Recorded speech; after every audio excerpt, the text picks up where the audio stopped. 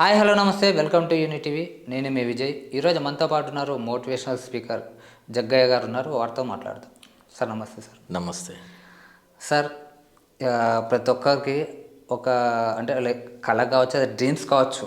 So ఇలా ఉంటే బాగుంటుంది నాకు అంటే లైక్ అటు బాయ్స్ అయినా గర్ల్స్ అయినా ఎలా అంటే ఇప్పుడు అమ్మాయిలు ఎలాంటి అబ్బాయిలను ఇష్టపడతారు ఏంటి అసలు? అంటే దీనికి ఏమన్నా ప్రత్యేకంగా కొన్ని లక్షణాలు ఉండాలా? ఉంటే ఏ ఏ లక్షణాలు ఉండాలి వాళ్ళలో? అవును, అయితే ఓకే, మంచి ప్రశ్న. ఇప్పుడు ఏంటంటే పెళ్ళిళ్ళు కూడా చాలా లేట్గా అవుతున్నాయి. ఎందుకంటే ఏమంటే నాకు నచ్చలేదు అంటుండ్రు. ఓకే, అమ్మాయికి అబ్బాయి కావచ్చు, అబ్బాయికి అమ్మాయి కావచ్చు. అయితే మామూలుగా రీసెర్చ్ ప్రకారము ఫలానా లక్షణాలు ఉంటేనే నచ్చుతారు అని చెప్పడానికి లేదు. ఈవెన్ దీని మీద రీసెర్చ్ అది నేను. అయితే అమ్మాయిలకు ఎలాంటి అబ్బాయి నచ్చుతాడు అనేదానికి, లేకపోతే అబ్బాయిలో ఏ లక్షణాలు ఉంటే అమ్మాయికి నచ్చుతాడు అనడానికి జనరల్గా చెప్పచ్చు.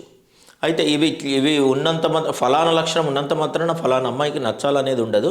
కానీ బట్ జనరల్గా అంటే ఎక్కువ మందికి యాక్సెప్ట్ అయ్యేది ఏంటంటే మామూలుగా ఏంది మొదలు చూడగానే అంటారు చూడండి, మంచి కండలు, మంచి హైట్ ఉండడం, అంటే టాల్గా ఉండడము, కండలు కలిగి ఉండడము, మంచి నాలెడ్జ్ ఉండడము, అంటే ఎక్కువ sportiveness and sense of humour అంటారు చూడు, అంటే చక్కగా నవ్వుతూ నవ్వించే ఇది ఉండడము, ఒక కాన్ఫిడెన్స్ ఉండడము, ఆ కెరీర్ ఉండడము, అలాగే ఫైనాన్షియల్గా స్ట్రాంగ్గా ఉండడము, కాన్ఫిడెన్స్ అంటే ఆత్మవిశ్వాసం ఉండాలి మనిషిలో, అలాగే వాల్యూస్ అంటే ఎటు చెప్తే అటు గాలి కొట్టుకుపోయే వ్యక్తి కరెక్ట్ కాదు. ఎక్కువ వాల్యూస్ కలిగి ఉండడము, ఒక దయ అంటే ఎదుటి వ్యక్తి పట్ల ఒక కన్సర్న్, అఫెక్షన్ అంటాను చూడు.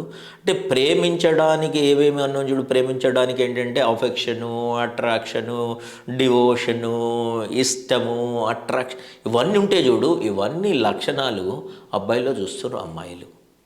అట్లా జీవితం పట్ల ఒక ఆలోచన, ఒక స్పష్టత ఉండి ఉండాలి.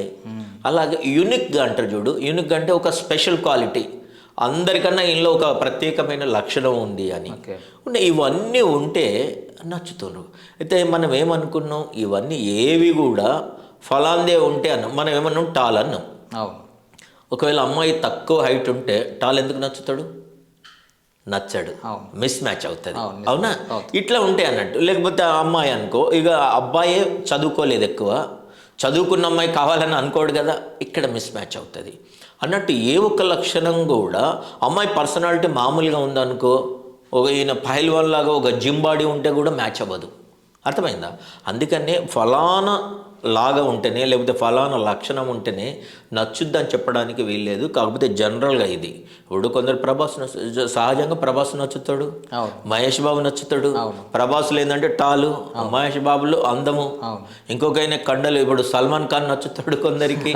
ఇలా కొందరికి స్కిల్ అంటే బాగా నటించే వాళ్ళు ఉన్నారనుకో, నచ్చుతారు. ఇప్పుడు మనం పాతకాలం తీసుకుంటే ఎన్టీఆర్ మంచి పర్సనాలిటీ, నాగేశ్వరరావు మంచి పర్సనాలిటీ కాదు, కానీ ఆయనలో నటన స్కిల్ ఉంది, నచ్చాడు.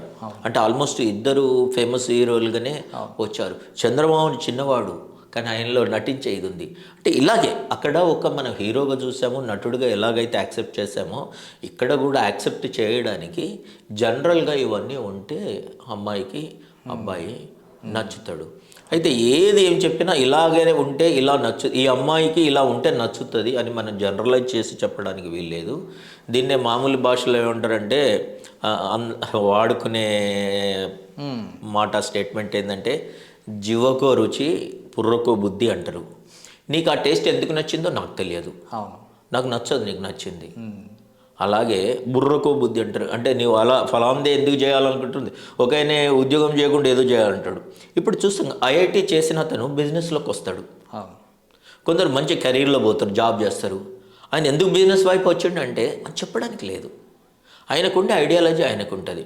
కానీ జనరల్గానైతే టాల్ ఉండాలి, మంచి మళ్ళీ అంటే చెప్పింది రిపీటెడ్గా మంచి కండలు తిరిగి ఉండాలి, స్పోర్టివ్నెస్ ఉండాలి, అంటే మనం ఏదైనా మాట్లాడినా కానీ రిసీవ్ చేసుకుంటట్టు ఉండాలి, కాన్ఫిడెన్స్ ఉండాలి, నాలెడ్జ్ ఉండాలి, కెరీర్ ఉండాలి, ఫైనాన్షియల్గా స్టెబిలైజ్ ఉండాలి, అండ్ కాన్ఫిడెంట్గా ఉండాలి, ఒక ప్రత్యేకమైన క్వాలిటీ ఉండాలి, స్పెషలైజేషన్ అంటే చూడు.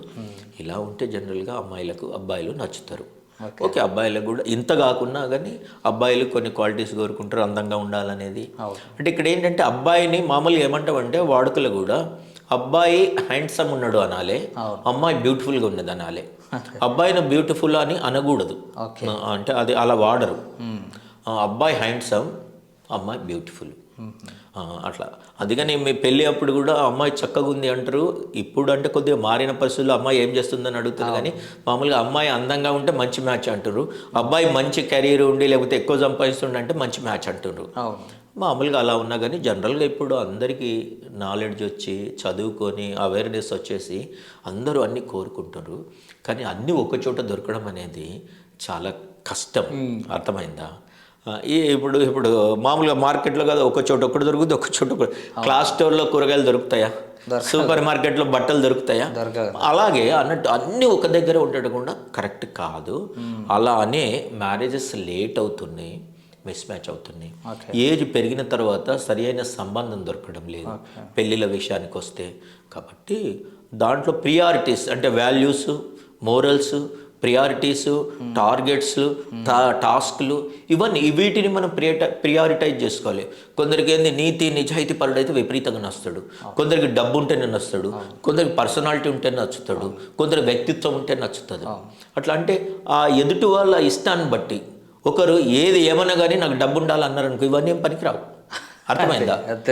ఇంకొకరి ఏంటంటే ఐడియాలజీ అంటే చాలా ఆదర్శవంతుడు, మంచి తెలివితేటలు ఉన్నాయి, చాలా నాలెడ్జ్ పర్సన్, ఆయన నచ్చుతాడు. ఒకరికి ఇమేజ్ ఉంటే నచ్చుద్ది.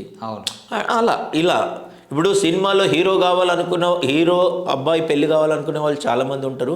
అలాగే సినిమా ఫీల్డ్ అంటేనే భయపడి పెళ్ళికి ఇవ్వని అంటే అమ్మాయిని ఇవ్వద్దు అనే వాళ్ళు ఉంటారు. అంటే ఎవరెవరి ప్రియారిటీస్ని బట్టి, వాల్యూస్ని బట్టి, థింకింగ్ని బట్టి ఇవన్నీ ఉంటాయి.